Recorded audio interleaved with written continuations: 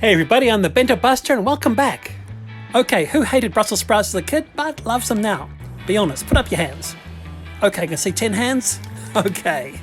There seems to be a real love-hate relationship with this vegetable, but after you've tried these smashed Brussels sprouts, I'm sure you're going to love them. Now the fun part of this recipe is to smash the heck out of them. But first I have to parboil them to soften them up. That's right, parboiled, not fully cooked, I just want to soften them. And when they are finally parboiled, toss them into an ice bath. That'll cool them down and stop that cooking process. Oh, and by the way, for the detailed recipe, please check the description box below.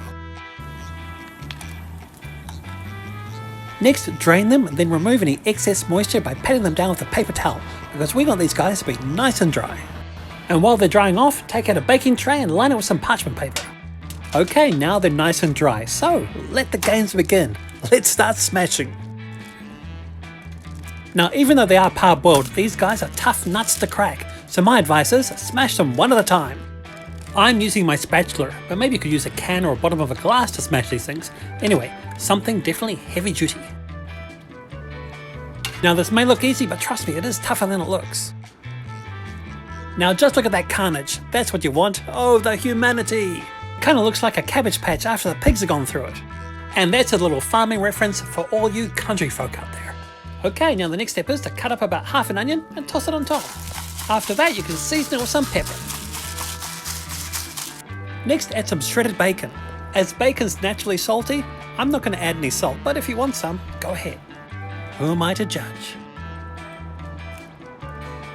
Okay, at this point, you can drizzle on some olive oil.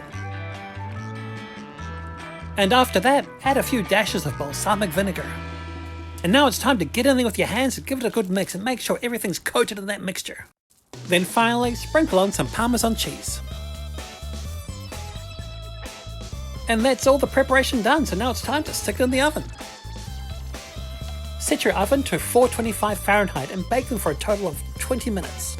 At the halfway point, take them out, flip them over, sprinkle on some more Parmesan cheese, then bake them for another 10 minutes. And by that time, fingers crossed that they are done. And at that point, they should look something like this.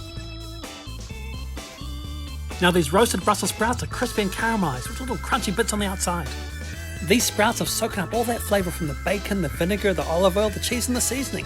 They are little flavour bombs. And with a little bit of imagination, you can add your own touch to these and make them even better. And trust me, these are delicious. So the next time you're looking for a side dish, how about trying some smashed Brussels sprouts? You will love them. Okay guys, it's about that time again. Thanks for watching and I'll see you next time. Hare Ra!